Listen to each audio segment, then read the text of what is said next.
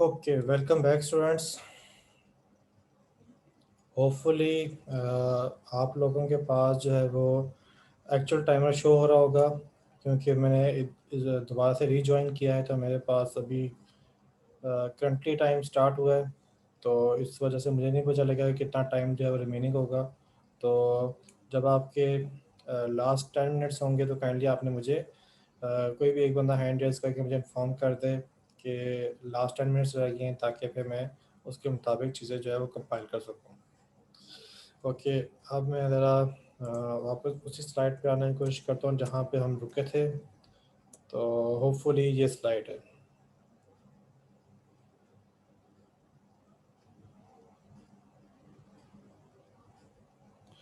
अच्छा, अब हमने यहाँ पे ये देखना है कि फ्रेम बफर क्या होता है। फ्रेम बफर आपके पास वो मेमोरी है जिस पे आप अपने पिक्सेल्स की इंफॉर्मेशन को स्टोर करते हैं, और आपका जो डिस्प्ले डिवाइस है वो उस मेमोरी में से डाटा रिसीव करके उसको स्क्रीन के ऊपर प्लॉट करता है। तो ये आपका फ्रेम बफर होता है।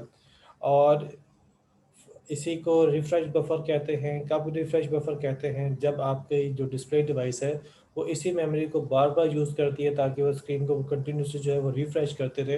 तो उस वक़्त आप इसी बफर को, इसी मेमोरी को आप कहते हैं रिफ्रेश बफर।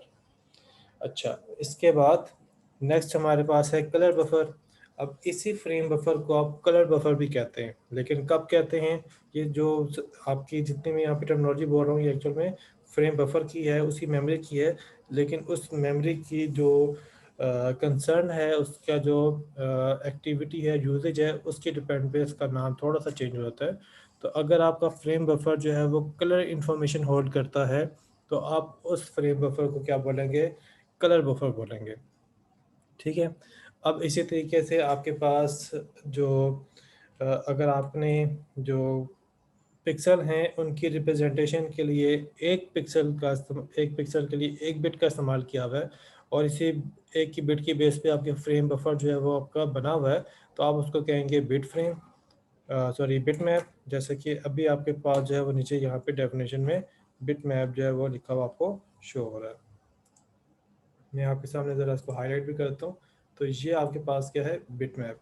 बिट मैप में क्या होगा कि आपका जो फ्रेम बफर है, अगर वो एक पिक्सल के लिए एक बिट को जो है वो स्टोर करता है तो आप उसको बिट मैप कहेंगे। और अगर आप जो है वो एक पिक्सल को रिप्रेजेंट करने के लिए मल्टीपल बिट्स का इस्तेमाल करेंगे तो आप उसी मेमोरी को, जो कि फ्रेम बफर है, उसी को आप क्या कहेंगे? बिग पिक्स मैप कहेंगे। ठीक है। तो पिक्स मैप क्या है? मल्टीपल बिट्स को इस्तेमाल करके आप एक पिक्सल को रिप्रेजेंट करें, उस मेमोरी को आप कहेंगे पिक्स मैप। अच्छा, नेक्स्ट आते हैं हम यहाँ पे। और अब हम यहाँ पे बात करने लगे हैं रैंडम स्कैन डिस्प्ले की। रैंडम स्कैन डिस्प्ले में क्या होता है? रैंडम स्कैन डिस्प्ले में ये उसी के लिहाज से जो हमने पहले रास्टर स्कैन डिस्प्ले देखा था, जिसमें हम पूरी स्क्रीन को लाइन बाय लाइन जो है वो स्कैन करते हैं। रैंडम स्कैन में हम जो है ना वो लाइन बाय लाइन स्कैन नहीं करते, बल्कि हम क्या करते हैं? बल्कि हम ये करते हैं कि जो हमारी शेप है, हम उस शेप को ही बनाने के लिए अपने जो सिस्टम है उसके बीम को उस जगह थ्रो करते हैं। जैसे कि फॉर एग्जांपल अभी आपकी जो ये वाली एग्जांपल है, इसमें अगर आप देखें तो आपने जो है वो एक ट्रायंगल सा बनाना है। तो उस ट्रायंगल के लिए आप डायरेक्टली आपने क्या किया, जहाँ से ट्रायंगल ने बनना शुरू करना है वहाँ से आपने स्टार्ट किया, फिर आप उसको बनाते हुए जो है वो उसकी आपने एक लाइन कंप्लीट की, फिर बनाते हुए आपने उसकी दूसरी लाइन कंप्लीट की, और फिर आप बनाते हुए उसकी तीसरी लाइन आपने कंप्लीट कर ली। और इस तरीके से आप क्या कर रहे हैं? आप इसी शेप के मुताबिक जो है वो स्कैन करते हुए आप शेप बना रहे हैं। अच्छा, इसका फ़ायदा उस वक़्त में जब आपकी शेप बहुत सिंपल है, तो फिर आप तो बड़े एग्ज़ैक्टली जो है उसके मुताबिक उसको स्कैन करते हुए, उसी पॉइंट को स्कैन करते हुए जहाँ पे प्लॉट करना है, आप उसको जो है वो बम्बार्डमेंट करके इलेक्ट्रॉन्स की आप प्लॉट कर सकते हैं। लेकिन अगर आपकी शेप कॉम्प्लेक्स हो जाएगी, तो जितनी जैसे-जैसे आपकी शेप कॉम्प्लेक्स होती जाएगी, उतनी ही ज़्यादा जो है ना आपको कैलकुलेशन करनी पड़ेगी कि कहाँ से आपकी लाइन ड्रा होना शुरू हो, कहाँ-कहाँ पे पॉइंट प्लॉट होना पहले शुरू हो, फिर अगला पॉइंट कहाँ पे हो, फिर से अगला पॉइंट कहाँ पर हो। अगर किसी शेप के अंदर आपका इंटरसेक्शन आता है, तो इंटरसेक्शन के बाद आपकी लाइन को कहाँ पे जो है वो चलना चाहिए, और फिर उसको कंप्लीट करने के लिए दूसरे जो है लाइन कैसे स्टार्ट करनी है, तो उसकी कंपटीशन बढ़ती जाती है, उसके ऊपर कैलकुलेशन जो है वो बढ़ती जाती है। इस लिहाज से जो आपकी ये वाला सिस्टम है जिसमें आप जो है वो फोकस करते हैं डायरेक्ट शेप बनाने पे, वो नॉर्मली जनरल जो आपकी डिस्प्लेज हैं उनके अंदर इस्तेमाल नहीं होता, क्योंकि इसमें आपकी टाइमली जो जैसे जैसे आपकी कंपटीशन बढ़ती जाएगी, आपकी कॉम्प्लेक्स होती जाएगी, और जो आपकी रास्टर स्कैन है उससे ज़्यादा इसकी कॉम्प्लेक्सिटी जो है वो बढ़ जाती है, जिसकी वजह से इसको ज़्यादा प्रेफर नहीं किया जाता है। नॉर्मली ये कहाँ पे इस्तेमाल हो रहा होता है, जैसे आपने ऑसिलोस्कोप का नाम सुना था, जो कि आपके इलेक्ट्रिकल सिग्नल की जो वेव है उसको रिप्रेजेंट करने के लिए यूज़ होता है, क्योंकि उसके अंदर आपने वेव ही यूज़ करनी है, उसके अलावा आपने कोई बहुत ज़्यादा बड़ा काम उसमें नहीं करना, या आपने उसमें कोई हाई रिच ग्राफिक्स उसमें रिप्रेजेंट नहीं करने, तो वहाँ पे आपका रैंडम स्कैन डिस्प्ले यूज़ हो जाता है। लेकिन जो आपके मोनीटर्स हैं, आपके कंप्यूटर मोनीटर्स हैं और आपके जो टीवी वगैरह हैं, उसके अंदर रास्टर स्कैन डिस्प्ले का इस्तेमाल हो रहा होता है। अब जो आपके पास ये ये जो डिस्प्ले सिस्टम है, इसके अंदर आपके पास जो कलर इंफॉर्मेशन को रिप्रेजेंट करने के लिए आपकी जो स्क्रीन है उसके अंदर डिफरेंट स्पॉट्स के ऊपर डिफरेंट कलर के लिहाज से डिफरेंट मटेरियल कंपोजिशन होती है, जिसकी बेस पे आप जब उस पर्टिकुलर पॉइंट के ऊपर जब आप इलेक्ट्रॉन बीम थ्रो करते हैं तो उस वाले पॉइंट के ऊपर ख़ास किस्म का कलर जो है वो जनरेट होता है। तो उसकी एक एग्जांपल आपके सामने यहाँ पे शो हो रही है, जिसके अंदर आप देख सकते हैं कि आपका 3 इलेक्ट्रॉन बीम है, एक रेड के लिए है, एक ग्रीन के लिए है और एक ब्लू के लिए। और आप उसको यूज़ करते हुए क्या कर रहे हैं, आप जो स्क्रीन के ऊपर स्पेसिफिक स्पॉट्स हैं, जो कि एक पिक्सल को ही ये तीनों इलेक्ट्रॉन बीम जो है वो थ्रो कर रही होंगी, लेकिन एक ही पिक्सल बना रहे होंगे, लेकिन उनके दरमियान में तो इतना गैप है कि उनमें जो कंपोजिशन जो है आपके मटेरियल की वो थोड़ी डिफरेंट है, जिससे आप जब उसके ऊपर इलेक्ट्रॉन बीम थ्रो करते हैं तो आप डिफरेंट कलर जो है वो जनरेट करते हैं, और इनके कलर की मिक्सचर की वजह से आपको स्क्रीन के ऊपर मल्टी कलर जो है वो इंफॉर्मेशन स्क्रीन के ऊपर शो हो जाती है। तो जो आपके रिसेंटली जो आप सिस्टम यूज़ करते रहें, आप CRT यूज़ करते रहें, जो आप मॉनिटर यूज़ करते रहें, वो ट्रू कलर तक यानी कि 24 बिट्स जो है उस तक आपके कलर इंफॉर्मेशन को रिप्रेजेंट करने के लिए कैपेबल हो गए हैं। अच्छा, आगे आते हैं फ्लैट पैनल डिस्प्ले में। फ्लैट पैनल डिस्प्ले वो डिस्प्ले हैं जिनकी एक तो CRT की तरह बैक साइड जो है वो बल्कि नहीं होती। सेकेंडली ये वो डिस्प्ले हैं जो कि CRT की निस्बत जो है वो पावर कंजम्पशन की निस्बत कम होती है। अब आपके पास जो फ्लैट पैनल डिस्प्ले हैं, इसमें डिफरेंट किस्म की टेक्नोलॉजी है। इसमें प्लाज्मा टेक्नोलॉजी है, जिसमें जो कि एक ख़ास टाइम तक जो है वो बहुत चलती रही, लेकिन अब वो ज़्यादा इस्तेमाल नहीं हुई, क्योंकि उसकी जगह पे LCD ने जो है वो उसको रिप्लेस कर दिया। लेकिन प्लाज्मा की खूबी ये है कि इसके अंदर जो कलर आपको शो होते हैं वो बहुत ज़्यादा अच्छे और शार्प कलर आपको यहाँ पे शो होते हैं। लेकिन इसका नुकसान ये है कि एक तो ये हीट कंजम्पशन इसकी बहुत ज़्यादा है, हीट बहुत ज़्यादा प्रोड्यूस करता है इसमें। साथ में जो है ये पावर भी बहुत ज़्यादा जो है वो कंज्यूम कर रहा होता है। इसके साथ जो आपके पास दूसरा डिस्प्ले है जो कि हम यहाँ पे देखने लगे हैं, वो आपके LED डिस्प्ले है। LED डिस्प्ले में आपके पास क्या होगा, आपके पास बहुत स्मॉलर किस्म की मल्टी कलर LEDs होती हैं, या एक पिक्सल को रिप्रेजेंट करने के लिए आप 2 या 3 जो है वो LEDs का इस्तेमाल कर रहे होते हैं, जो कि आपको डिफरेंट कलर जो है वो जनरेट कर रहे होते हैं। और उसकी वजह से जब आप उस पूरी स्क्रीन के ऊपर मल्टीपल LEDs को ऑन करते हैं डिफरेंट कलर के साथ, तो आपकी जो है वो इमेज आपकी स्क्रीन के ऊपर शो होती है। तो ये इसकी एक और एग्जांपल होगी जिसमें आप जो है वो फ्लैट पैनल का इस्तेमाल करते हैं, उसमें आपके पास LED डिस्प्ले भी आते हैं। इसके बाद आपके पास आते हैं LCD लिक्विड क्रिस्टलाइन डिस्प्ले। तो इसके अंदर आपके पास जो है वो लिक्विड क्रिस्टल आपके पास मौजूद होता है, जिसके ऊपर आप जो है वो इलेक्ट्रिक चार्ज को यूज़ करते हुए आप उसके क्रिस्टल की स्टेट को चेंज कर लेते हैं, जिसकी वजह से आप डिफरेंट लाइट की रिफ्लेक्शन इफेक्ट्स को प्रेजेंट करके आप डिस्प्ले क्रिएट करते हैं। अब यहाँ पे जो फ्लैट पैनल डिस्प्ले हैं, इनको हम दो हिस्सों में कैटेगराइज करते हैं। एक वो हैं जिनको हम एमिसिव डिस्प्ले कहते हैं, दूसरे हैं हमारे पास नॉन एमिसिव। एमिसिव डिस्प्ले वो वाले डिस्प्ले हैं जिसमें आपकी जो डिवाइस है, जो डिस्प्ले है, वो खुद इलेक्ट्रिसिटी की मदद से या किसी और सोर्स से खुद एनर्जी प्रोड्यूस करती है, लाइट एनर्जी प्रोड्यूस करती है। जैसे कि प्लाज्मा जो है वो गैस की आयोनाइजेशन की वजह से इलेक्ट्रिसिटी यूज़ करते हुए एनर्जी लाइट एनर्जी प्रोड्यूस करती है, और आपको जो है लाइट जो है वो उसकी नज़र आती है, कलर उसके नज़र आते हैं। जो आपके पास LED है, उसमें जो लाइट है वो आपकी रिवर्स बायस फॉरवर्ड बायस के कॉन्सेप्ट को यूज़ करते हुए उसमें जो है वो इलेक्ट्रिकल एनर्जी को लाइट एनर्जी में कन्वर्जन होती है, और आपको जो है वो लाइट की फॉर्म में आपको डिस्प्ले नज़र आता है। जो एलसीडी है बहरहाल वो आपके पास एमिसिव डिस्प्ले नहीं है। एमिसिव डिस्प्ले वो हैं जो कि अपनी एनर्जी खुद प्रोड्यूस करते हैं, अपने जो लाइट है वो खुद प्रोड्यूस करते हैं। जो एलसीडी है वो अपनी लाइट खुद प्रोड्यूस नहीं करता, बल्कि इसको एक्सटर्नल लाइट की ज़रूरत पड़ती है।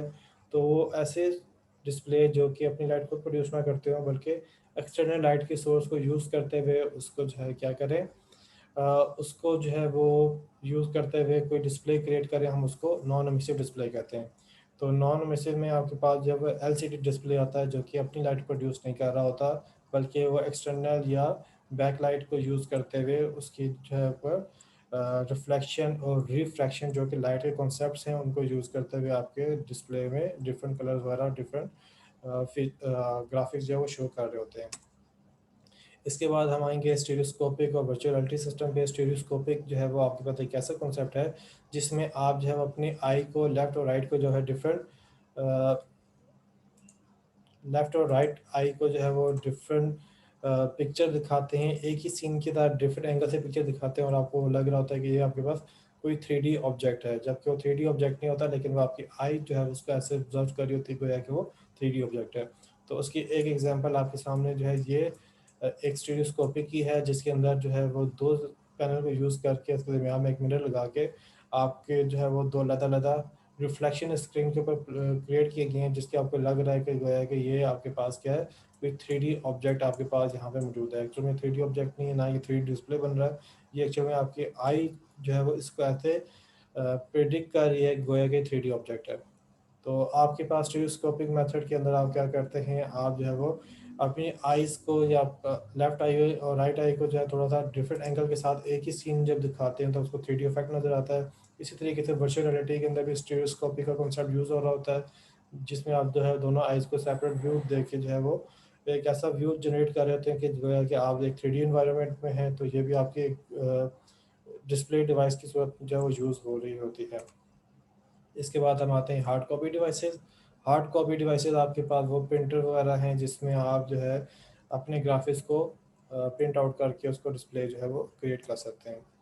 ओके, अब ज़रा मैं क्विकली आता हूँ और स्टार्ट करता हूँ मैं आपके सामने शेयर करना लेक्चर नंबर 6।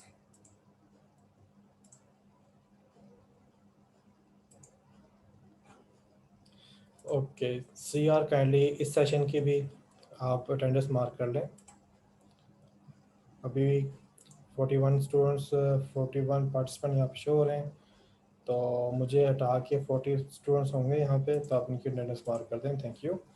ओके, अब आते हैं हम बहुत ही इम्पोर्टेंट टॉपिक पे, जो कि हमारे पास लाइन ड्राइंग एल्गोरिदम का टॉपिक स्टार्ट होता है। अब हम ज़रा टेक्निकल एरिया में आ चुके हैं, जब कि हमने करना क्या है, हमने डिफरेंट किस्म के शेप्स बनाने की तरफ मूव करना है। आप अभी जो एल्गोरिदम देखने लगे हैं, डिजिटल डिफरेंशियल एनालाइजर एल्गोरिदम, अभी हम इसका कॉन्सेप्ट देखेंगे कि इसमें लाइन वगैरह आप कैसे बनाते हैं। इसके बाद हमने एक और लाइन एल्गोरिदम देखना है, वो हमारे पास बेल्जियम लाइन एल्गोरिदम। तो वो नेक्स्ट वीक की क्लास के अंदर हम उसकी डेरिवेशन भी देखेंगे और उसके साथ जो है हम उसको उसके प्रोग्राम वगैरह भी डेवलप करेंगे। तो मैं आपको ये बता दूं कि सवाल मुझसे पूछा गया कि हम कोडिंग की तरफ कैसे आएंगे। तो कोडिंग का जो मोस्टली पार्ट होगा वो आप लैब के अंदर परफॉर्म कर रहे होंगे।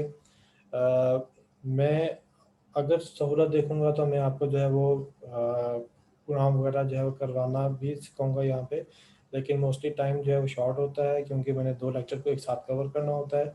तो मेरा ज़्यादा फोकस ये होगा कि जो एल्गोरिदम हम पढ़ रहे होंगे, जो एल्गोरिदम हम देख रहे होंगे, ज़रा हम उसको अंडरस्टैंड करें कि हम उसको यूज़ कैसे कर सकते हैं या उसके अंदर काम कैसे हो रहा है। फिर आप उसको जो है जब लैब के अंदर आप काम कर रहे हो, तो फिर आप अपने लैब टीचर से, लैब इंस्ट्रक्टर से जो है वो उसमें हेल्प ले सकते हैं और वो आपको गाइड करेंगे किस तरीके से आपने उन एल्गोरिदम को अपने प्रोग्राम के अंदर इस्तेमाल करना है। ओके, आगे हम आते हैं और चलते हैं। आपने जब भी लाइन बनानी है तो एक्चुअल में आप एक लाइन सेगमेंट बना रहे होते हैं। लाइन सेगमेंट आप एक ऐसी लाइन की शेप को कहते हैं जिसके 2 एंड पॉइंट्स होते हैं कि फॉर एग्जांपल ये आपके पास एक लाइन है, इसमें एक एंड पॉइंट ये है और दूसरा एंड पॉइंट ये है, तो ये आपके पास एक लाइन सेगमेंट है। अब आपने इस लाइन सेगमेंट को जब एक रास्टर सिस्टम पे हमने डिस्प्ले करना है, आपने देखा था कि हम जो है वो नॉर्मल जो है वो रास्टर डिस्प्ले जो है वो इस्तेमाल करते हैं। तो अगर रास्टर सिस्टम में आपने इसको जो है वो डिस्प्ले करना है, तो फिर आप ये देखेंगे कि आपकी जो स्क्रीन है, उस स्क्रीन के ऊपर आप जो है वो बताएंगे कि इस लोकेशन पे हमारा पहला पॉइंट है, इस लोकेशन में दूसरा पॉइंट है। फिर आपका जो एल्गोरिदम है, आपने उस तरह से डेवलप करना है कि वो क्या करे, वो इसके नियरेस्ट पॉइंट को ऐसे ढूंढे कि वो ऐसा से पॉइंट जो है प्लॉट करता हुआ आपके जो आखिरी पॉइंट है वो उस तरह तक आपके पास पॉइंट प्लॉट करे, और एट द एंड आपको एक लाइन की फॉर्म में आउटपुट जो है वो नज़र आना शुरू हो जाए।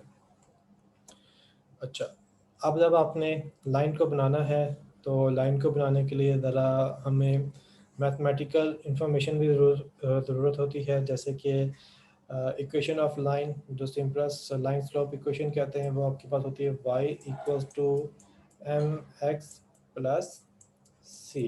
ठीक है।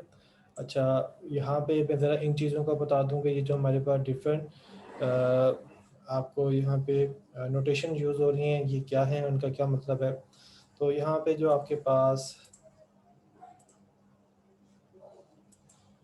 जो ये y है, ये आपके पास उस पॉइंट के y कोऑर्डिनेट को रिप्रेजेंट कर रहा है जो कि आपने उस लाइन के अंदर पॉइंट्स बनाने हैं। तो एक लाइन को बनाने के लिए हो सकता है आप 10 पॉइंट का इस्तेमाल करें, 16 पॉइंट का इस्तेमाल करें, 150 पॉइंट का इस्तेमाल करें। तो उस पॉइंट के, उस लाइन के जितने भी पॉइंट्स होंगे, उसके जो y कंपोनेंट होंगे वो आपके पास यहाँ पे y से रिप्रेजेंट हो रहे हैं। इसी तरीके से जो उसी लाइन के जो पॉइंट्स हैं, उसकी जो x वैल्यूज होंगी, उनको आप यहाँ पे x से रिप्रेजेंट कर रहे हैं।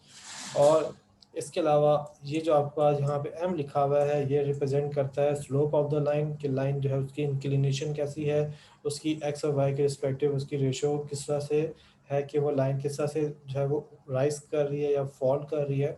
और इसके बाद नेक्स्ट आपके पास यहाँ पे है ये c, जो कि आपके पास जो है वो कहलाता है y इंटरसेप्ट। अक्सर स्टूडेंट जो है उन्हें ये पता नहीं होता कि ये y इंटरसेप्ट है, तो ये हमारे पास होता है y इंटरसेप्ट। y इंटरसेप्ट किसे कहते हैं, कि आपके पास अगर कार्टेशियन कोऑर्डिनेट्स को देखें, तो कार्टेशियन कोऑर्डिनेट्स में अगर एक लाइन जो है वो ओरिजिन में से पास हो रही है, तो उसका y इंटरसेप्ट होता है 0। ठीक है। और एक लाइन आपके पास है, वो आपके पास सेम इसी के पैरेलल है, लेकिन वो पास हो रही है कहाँ से, 1 से, तो इसका y इंटरसेप्ट होता है 1। इसका मतलब ये होता है y इंटरसेप्ट का, कि आपकी जो लाइन है वो y एक्सिस को कहाँ पे इंटरसेक्ट करती है, जहाँ पे इंटरसेक्ट करती है वो आपके पास यहाँ पे y से रिप्रेजेंट होती है। तो आपके पास जो ये वाली इन्फॉर्मेशन है वो आपको ये बताती है कि लाइन जो है वो इस तरह से बनेगी। ठीक है। अब इस तरह से तो बनेगी, लेकिन ये प्लेन के ऊपर किस जगह पे बनेगी, वो y के लिहाज से कौन सी जगह पे जो है y को इंटरसेक्ट कर रही होगी, वो इन्फॉर्मेशन आपको यह है वो y इंटरसेप्ट प्रोवाइड करता है। ओके, अब ये इन्फॉर्मेशन जो हमारे पास हमने जिक्र की है, इसी को हम यूज़ करेंगे अपने एल्गोरिदम को डेवलप करने के लिए, एल्गोरिदम को इस्तेमाल करने के लिए। अब डिजिटल डिफरेंशियल एनालाइजर एल्गोरिदम जो है वो एक स्कैन कन्वर्जन एल्गोरिदम है। स्कैन कन्वर्जन का मतलब ये है कि जो हमारे पास रास्टर स्कैन है, उसके मुताबिक जो है ये क्या करेगा, आपका एल्गोरिदम जो है वो पॉइंट्स वगैरह आपको फाइंड आउट करके देगा। इसमें आपने क्या करना है, इसमें आपने ये करना है कि आपको यूज़र की तरफ से 2 पॉइंट्स की वैल्यूज मिलेंगी। एक स्टार्टिंग पॉइंट होगा, एक एंडिंग पॉइंट होगा। आपने जो है उसमें डेल्टा वाई और डेल्टा एक्स को यूज़ करते हुए क्या करेंगे, आप लाइन को प्लॉट करेंगे। ठीक है। तो हमारा यहाँ पे मेन जो पर्पस होगा, फोकस होगा, वो ये को हम कैलकुलेट करेंगे किस तरीके से हम डेल्टा वाई और डेल्टा एक्स जो है वो यूज़ करें। अब डेल्टा वाई और डेल्टा एक्स कब यूज़ कर रहे होंगे, किस तरीके से यूज़ कर रहे होंगे, तो उसका तरीका ये होगा कि हम जो है वो आइडेंटिफाई करेंगे कि हमारी जो स्लोप है उसका क्या बिहेवियर है। क्या वो आपके पास लेस देन और इक्वल्स टू 1 है, लेस देन और इक्वल्स टू 1 आपकी स्लोप कब होगी। तो स्लोप का फार्मूला क्या होता है, स्लोप का फार्मूला होता है जी, हैंड रेज हुआ। ओके जी फैजान।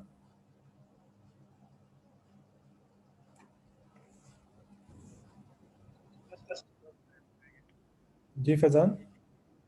10 मिनट से कम टाइम रह गया। 10 मिनट से कम टाइम रह गया, ठीक है, थैंक यू। ओके। अच्छा, चलिए मैं ये वाली जो स्लाइड है और जो ये वाला जो कॉन्सेप्ट है, मैं इसको स्किप करता हूँ, ताकि ज़रा मैं एल्गोरिथम की इम्प्लीमेंटेशन को ज़रा आप फोकस कर सकूँ। तो इसके अलावा मुझे एक और क्वेश्चन आया हुआ है असाइनमेंट से रिलेटेड, आपके असाइनमेंट में क्वेश्चन पूछा गया है आपसे कि find the size of video. आपने साइज फाइंड करना है वीडियो का, जबकि आपको क्या इन्फॉर्मेशन दी हुई है, आपको 100 ppi की मूवी है, 100 पिक्सल पर इंच वाली मूवी है, और उसका जो डिस्प्ले साइज है स्क्रीन का जिसके ऊपर उसको शो कर रहे हैं वो 16 इंच और 19 और 9 इंच का डिस्प्ले है। तो उसके अंदर जो है ट्रू कलर का इस्तेमाल हो रहा है और आपको 25 फ्रेम पर सेकंड दिए गए हैं। तो अगर आपको एक मूवी जो है वो देख रहे हैं जो कि 1 आवर और 10 मिनट्स की है, तो ये किस तरीके से आप इसका साइज़ फाइंड आउट करेंगे। तो वैसे तो ये बड़ा स्ट्रेट फॉरवर्ड है, इसमें अगर आपने प्रीवियस लेक्चर्स लिए हुए हैं तो आप बड़े आराम से जो है इसके आंसर बना सकते हैं। तो इसमें जो कन्फ्यूजन होगी मैं यहाँ पे अभी आपको उनका आंसर कर देता हूँ। जैसे कि एक कन्फ्यूजन होगी कि पिक्सल पर इंच का इस्तेमाल हुआ है, तो पिक्सल पर इंच का इस्तेमाल हुआ है तो हमने रेजोल्यूशन का टॉपिक जो है वो पहले जो है डिस्कस किया, उसकी वीडियो मैंने शेयर की हुई भी है आपकी। तो आप वहाँ पे देखेंगे पिक्सल पर इंच को हम रेजोल्यूशन में कैसे कन्वर्ट करते हैं। तो आपने उसको रेजोल्यूशन में कन्वर्ट करना है। फिर इसके बाद ट्रू कलर की बात हो रही है। ट्रू कलर का मतलब होता है आपको 24 बिट जो है वो आपके इस्तेमाल हो रहे हैं। आपके बिट पर पिक्सल का भी जो आपने इसमें यूज़ करना है ना, तो अब वो बिट पर पिक्सल कितने होंगे। जब ट्रू कलर का लफ्ज़ आ गया तो उसका मतलब ये है कि उसमें 24 बिट का इस्तेमाल हो रहा होगा। अच्छा, इसके अलावा आपको इन्फॉर्मेशन दे दी हुई है कि 25 फ्रेम पर सेकंड जो है इसमें यूज़ हो रहे हैं, तो उसमें तो कोई कन्फ्यूजन नहीं है। फिर नेक्स्ट आपके पास है टोटल वीडियो टाइम जो है वो आपके पास 1 आवर और 10 मिनट्स का है। तो पहले तो आप जो है मिनट को सेकंड में कन्वर्ट करेंगे, तो मिनट को सेकंड में कन्वर्ट करने के लिए 10 को मल्टीप्लाई करेंगे 60 से, तो आपके पास जो है मिनट जो है सेकंड में कन्वर्ट हो जाएंगे।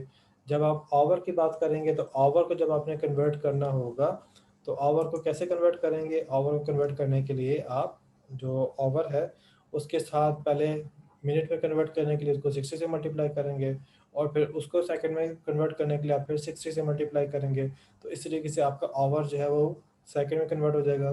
फिर आपकी आवर और जो आपकी मिनट है, यानी कि 1 आवर का जो सोल्यूशन है और जो आपका 10 मिनट का जो सोल्यूशन है, आप इन दोनों को क्या कर लेंगे, सम कर लेंगे, तो आपके पास जो है इसका रिजल्ट आ जाएगा। तो ये इस तरीके से आपने जो इसको परफॉर्म करना है। ओके, अब ज़रा मैं क्विकली आ जाता हूँ दोबारा अपने एल्गोरिथम पे, और अब ज़रा मैं फोकस करता हूँ यहाँ पे डायरेक्टली इसी जो जावा का कोड है इसी के अंदर हमारा एल्गोरिथम का कॉन्सेप्ट भी हमें यहाँ पे समझ आ जाएगा।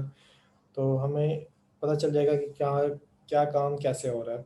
अच्छा, आपके पास अगर आप देखें तो जो ये जावा का कोड है इसके अंदर इसकी रिटर्न टाइप वाइड है, यानी कि हमें कोई चीज़ आउटपुट पे शो नहीं करनी। आउटपुट का मतलब इसके कोई वैल्यू रिटर्न नहीं करनी, हम इसको जो स्क्रीन के ऊपर डिस्प्ले करना चाह रहे हैं। अब यहाँ पे आप देखें तो यहाँ पे मेरे पास x1 y1 ये पहले पॉइंट के कोऑर्डिनेट्स हैं, ठीक है, क्योंकि एक पॉइंट को रिप्रेजेंट करने के लिए आपके पास उसके x और y यानी कि 2D स्क्रीन के ऊपर x और y आपको रिप्रेजेंट करने पड़ते हैं। तो एक लाइन को बनाने के लिए आपको 2 पॉइंट चाहिए। तो जो पहला पॉइंट है उसके x और y कंपोनेंट जो है वो है x1 और y1। दूसरा, आपके पास जो दूसरा पॉइंट है उसके लिए आपके पास क्या होगा, x2 और y2। इसके अलावा जावा में आपने अगर पैनल के ऊपर या आपने फ्रेम के ऊपर अगर कोई चीज़ प्लॉट करनी हो, तो उसको उसके लिए आपको उस पैनल का या उस फ्रेम का ग्राफिक्स का ऑब्जेक्ट चाहिए होता है। तो ये ग्राफिक्स जो है ये आपके पास क्या है, ये आपके जावा का जो है वो ऑब्जेक्ट है या उसकी क्लास है जिसकी वजह से आप जो है वो शेप्स वगैरह को प्लॉट कर सकते हैं।